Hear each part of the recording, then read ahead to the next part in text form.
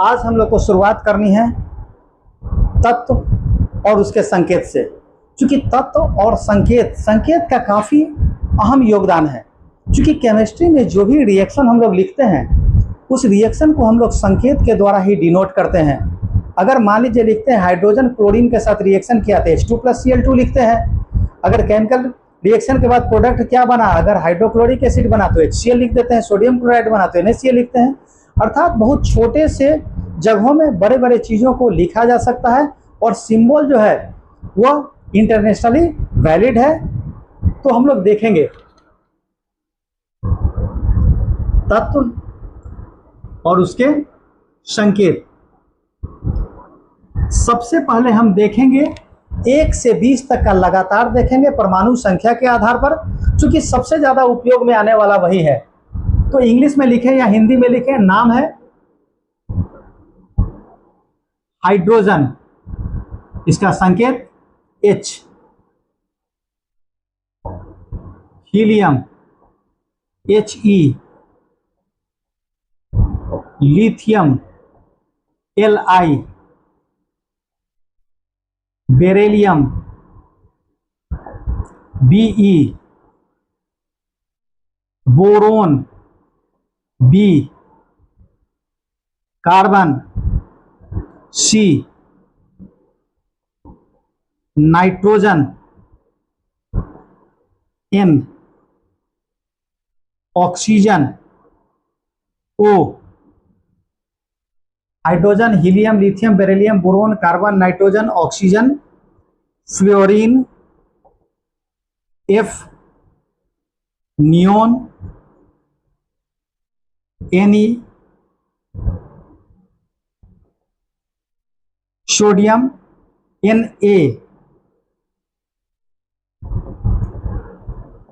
Magnesium Mg,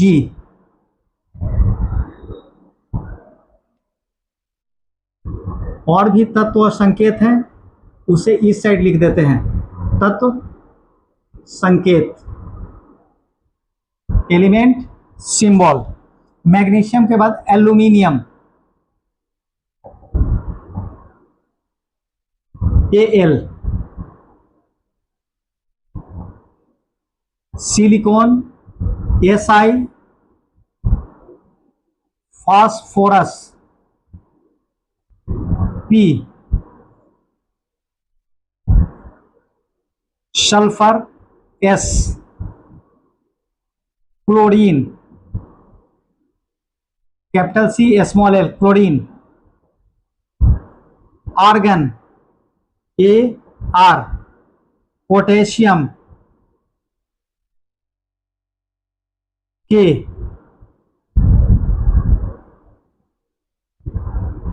calcium Ca, mercury Hg,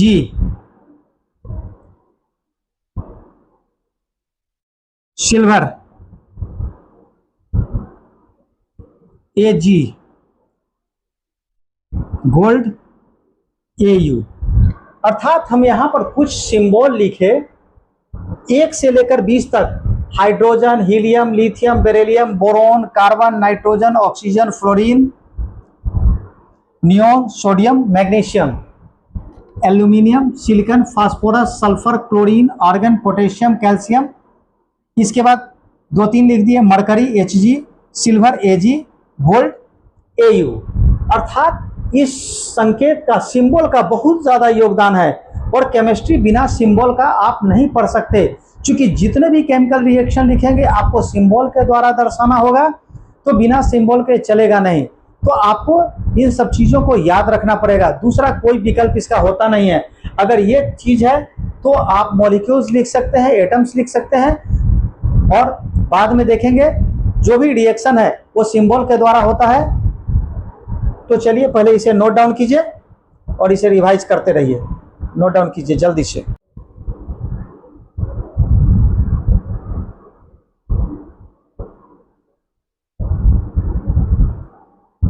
संकेत का महत्व, इंपॉर्टेंस ऑफ सिंबल, कहता है कि संकेत किसी तत्व का संकेत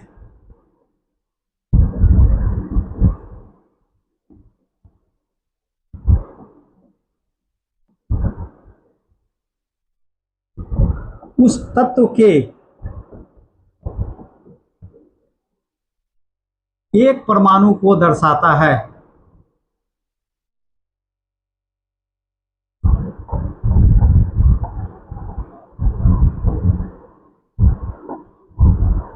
अगर एग्जाम्पल के तौर पर लेंगे तो हम लोग लेते हैं कार्बन।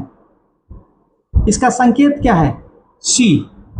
कहता है सी, यह कार्बन के एक तत्व को दर्शा रहा है। इससे आप बहुत सारी चीजें पता कर सकते हैं, क्योंकि एक तत्व का एक परमाणु ही रिएक्शन में भाग लेता है, और कैसे रिएक्शन में भाग लेगा ये हम लोग पहले पढ़ चुके हैं। इसका भार क्या होगा, यह कौन सा तत्व है, इसका गुण क्या होगा। कहता है कि जब अणु की बात करते हैं, मॉलिक्यूल्स,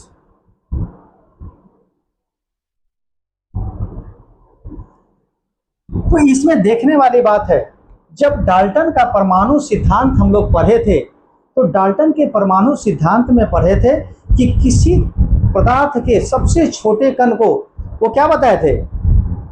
वो बताए थे यौगिक परमाणु बताए थे, अणु नहीं बताए थे, यौगिक परमाणु। तो यौगिक परमाणु का मतलब था किसी पदार्थ का सबसे छोटा कण। यह शब्द डाल्टन ने दिया था, लेकिन बाद में जो शब्द आया अणु, मॉलिक्यूल, यह एवोगाड्रो के द्वारा दिया गया। तो शब्दों को ध्यान रखेंगे, यौगिक परमाणु डाल्टन के परमाणु सिद्धांत में था, और अणु जो शब्द है एवोगाड्रो के द्वारा लिखा गया। बाद में हम लोग पढ़ते हैं एवोगाड्रो नंबर, बहुत सारी चीजें पढ़ेंगे। लेकिन अगर बात किया जाए कि अणु है क्या, मॉलिक्यूल है क्या, तो कहता है किसी पदार्थ का सबसे छोटा कण जो स्वतंत्र अवस्था में पाया जाता है, उसे क्या कहते हैं? मॉलिक्यूल कहते हैं।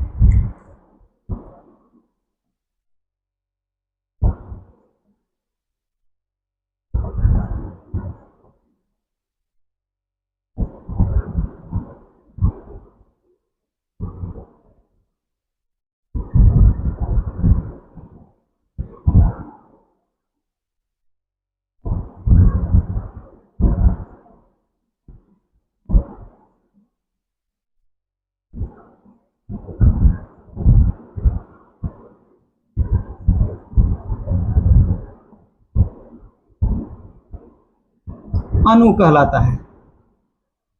एज फॉर एग्जाम्पल की बात करेंगे, अगर हम बात करें पानी,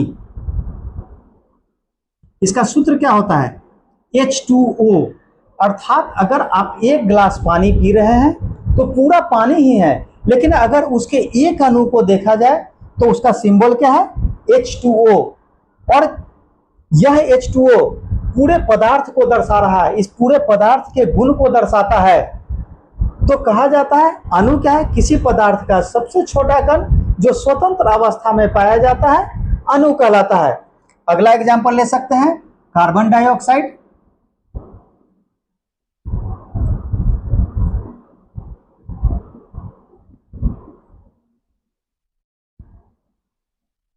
CO2। आप देख रहे हैं, अगर एक अणु की बात करेंगे तो यह पानी है, यह पानी को दर्शा रहा है। अर्थात अगर एक गिलास पानी है या नदी में जो भी पानी है, वो पानी के पूरे पानी का सूत्र क्या होगा? उसमें जितने भी अणु होंगे सबका सूत्र H2O ही होगा। तो एक पदार्थ के सभी अणु क्या होते हैं? समान होते हैं, समान गुण वाले होते हैं। और अगर अलग अलग यौगिकों के परमाणु को देखेंगे तो दोनों क्या होते हैं? भिन्न होते हैं, दोनों के गुण भी भिन्न होते हैं। तो सबसे पहले इसे नोट डाउन कीजिए, फिर हम लोग आगे बढ़ते हैं। अणु की विशेषता।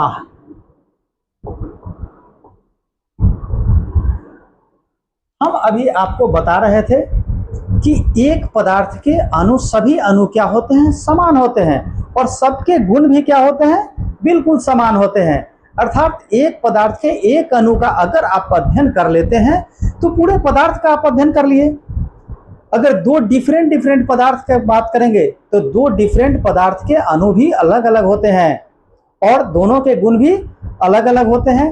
और तीसरा चीज बताए थे कि वही कि एक अणु के अध्ययन से उस पूरे पदार्थ के गुणों का पता लगाया जा सकता है। तो अणु की विशेषता में पहला,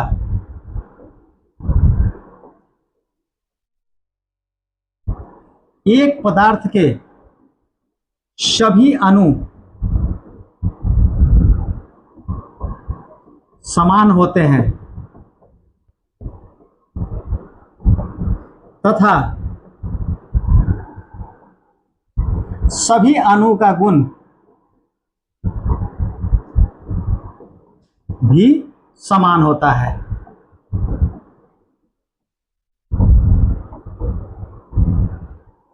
अगर दूसरे गुण की बात करेंगे तो विभिन्न पदार्थ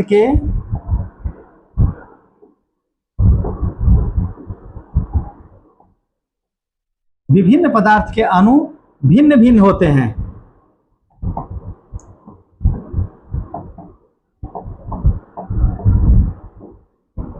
तथा उनके गुण भी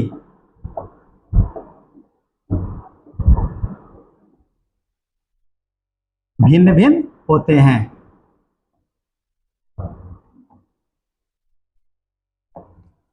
तीसरा, किसी पदार्थ के एक परमाणु का गुण किसी पदार्थ के एक अणु का गुण उस पदार्थ के गुण को दर्शाता है।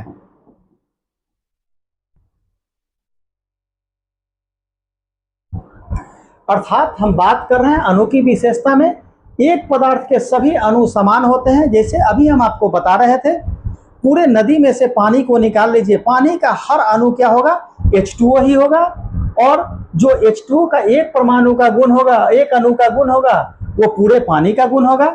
विभिन्न पदार्थ, अगर हम लोग कार्बन डाइऑक्साइड लेते हैं, ऑक्सीजन लेते हैं या पानी लेते हैं, तो तीनों के क्या होते हैं, अणु सूत्र अलग अलग होते हैं और साथ में उनके गुण भी भिन्न भिन्न होते हैं। और कहते हैं तीसरा, किसी पदार्थ के एक अणु का गुण उस पदार्थ के गुण को दर्शाता है। अर्थात पानी में अगर एक अणु H2O का गुण अगर हम लोग पता कर लेते हैं तो पूरे पानी का गुण वही होगा। अगर ऑक्सीजन है O2, उस ऑक्सीजन के O2 का एक O2 का अगर हम लोग गुण पता कर लें तो पूरे ऑक्सीजन का पता चल जाए। तो ये अणु की विशेषता था। अब हम लोग को पढ़ना है परमाणुकता, अर्थात एटॉमिसिटी। बहुत ही सिंपल चीज है। अगर हम किसी यौगिक के एक परमाणु की बात करते हैं तो एक यौगिक का एक परमाणु, एक अणु जो है वो एक परमाणु से तो बना नहीं होगा। अणु की रचना ही होती है दो या दो से अधिक परमाणुओं के रासायनिक संयोग से बनने पर। तो कहता है कि एक अणु में जितने परमाणु होते हैं वह उस अणु का परमाणुकता कहलाता है। तो परमाणुकता की बात करेंगे तो सबसे पहले देखना है, अगर हम एज फॉर एग्जांपल लेते हैं, अगर हम लोग यहां पर थोड़ा देखते हैं, H2O यह पानी है, इसमें कितने परमाणु है, हाइड्रोजन के 2 और ऑक्सीजन के 1, तो एटॉमिसिटी कितना हो गया, 3 हो गया। तो हम लोग देखेंगे, कहता है परमाणुकता, अगर एक परमाणु वाला होगा तो उसे कहेंगे एक परमाणुक अणु, अगर 2 होगा तो द्विपरमाणुक अणु, अगर 3 परमाणु वाला होगा तो त्रिपरमाणु अणु, मतलब ट्राई मॉलिक्यूल है, ट्राई एटॉमिक मॉलिक्यूल है। अगर 4 वाला है तो टेट्रा, 5 वाला है तो पेंटा, लेकिन 4 से जब बढ़ जाता है तो हम लोग उसे पोली में ले लेते हैं। पोली मतलब बहु, अधिक। तो हम लोग देखेंगे, पहला, एक परमाणुक अणु, अर्थात जिस अणु में एक परमाणु हो वह एक परमाणु कहलाता है। इसका अगर एक एग्जाम्पल लेना है, इसका एटोमिसिटी कितना होगा? एटोमिसिटी बराबर 1 हो गया, चूंकि एक ही परमाणु है, एक ही परमाणु है उसके अंदर, एटोमिसिटी 1। अगर इसका एग्जाम्पल लेना है तो जो भी इनर्ट गैसेज हैं, जो अक्रिय गैस है, आप उसका ले सकते हैं। हम लोग पढ़े थे अक्रिय गैस वह गैस है जिनके वाह्यतम कक्षा में क्या होता है, पूरी तरह फुलफिल होता है, 8 इलेक्ट्रॉन भरे होते हैं, सिर्फ हीलियम को छोड़ के। हीलियम के वाह्यतम कक्षा में 2 इलेक्ट्रॉन होते हैं, चूंकि फर्स्ट ऑर्बिट है तो उसमें 2 ही इलेक्ट्रॉन की जरूरत है, 2 फुलफिल है। तो हम लोग इसका एग्जाम्पल ले सकते हैं हीलियम, He, एक ही परमाणु है, एटोमिसिटी 1। इसके बाद नियोन ले सकते हैं 10, आर्गन ले सकते हैं 18। इस सब का एटोमिसिटी कितना है? सब का एटोमिसिटी 1 है। चलिए इसे जल्दी से नोट डाउन कर लीजिए। हम लोग अभी देखे एक परमाणु अर्थात मोनो एटॉमिक को देख लिए। अब हम लोग को देखना है दूसरा di atomic molecule. Di atomic molecule, di means 2 होता है, एटॉमिक मीन्स परमाणु होता है। वैसा अणु जिसमें 2 परमाणु हो, अर्थात एटोमिसिटी कितना हो गया इसका? 2। इसके अंदर कितने परमाणु हैं? 2 परमाणु हैं। अगर इसका एग्जाम्पल देखेंगे, एग्जाम्पल हो गया H2, ये हाइड्रोजन है। हाइड्रोजन में कितना है परमाणु? 2, atomicity 2। Lithium, sorry oxygen O2, oxygen के 2 परमाणु हैं, एटोमिसिटी 2। नाइट्रोजन 2 परमाणु, एटोमिसिटी 2। HCl, हाइड्रोजन और क्लोरीन मिलकर बना रहा है, तो परमाणु की संख्या 2। आप इसमें लिख सकते हैं सोडियम क्लोराइड NaCl, अर्थात एटोमिसिटी यहां भी 2 है। तो कहता है कि वह अणु जिसमें 2 परमाणु होते हैं डाई एटॉमिक कहलाते हैं, और इसीलिए उसका एटोमिसिटी क्या है? 2। सिंपली कि किसी भी कोई भी हम लोग मॉलिक्यूल देखेंगे, कोई भी अणु देखेंगे, उसमें परमाणु की संख्या को गिन लेंगे। अगर उसमें परमाणु की संख्या 1 है तो मोनो एटॉमिक, 2 है तो डाई एटॉमिक, 3 है तो ट्राई एटॉमिक, 4 है तो टेट्रा है, और 4 से ज्यादा है तो पोली है। तीसरा ट्राई एटॉमिक मॉलिक्यूल। ट्राई में 3 अणु वाला मॉलिक्यूल, 3 परमाणु वाला मॉलिक्यूल को क्या कहते हैं? ट्राई एटॉमिक मॉलिक्यूल कहते हैं। अर्थात एटोमिसिटी कितना हो गया? 3। इसका अगर एग्जाम्पल लिखना है तो यह क्या है? H2O, वाटर, पानी, 2 hydrogen 1 oxygen, atomicity 3। SO2, sulphur dioxide,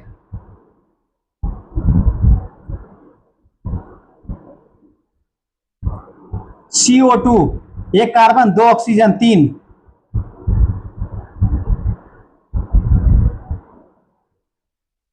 अर्थात परमाणुओं की संख्या को गिन लेना है किसी मॉलिक्यूल में और उसी आधार पर उसे विभाजित कर देना है। 4 means tetra atomic molecule. Tetra means 4, atomic means परमाणु, और मॉलिक्यूल वैसा मॉलिक्यूल जिसमें परमाणुओं की संख्या कितनी है? 4 है। अर्थात इसका एटोमिसिटी कितना हो गया? 4। अगर इसका एग्जाम्पल देंगे तो SO3, सल्फर ट्राई ऑक्साइड।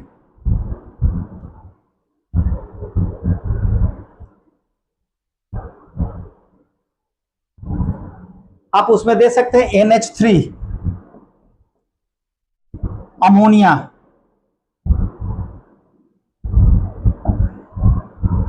और एक और पढ़ लेना है पॉली एटॉमिक मॉलिक्यूल।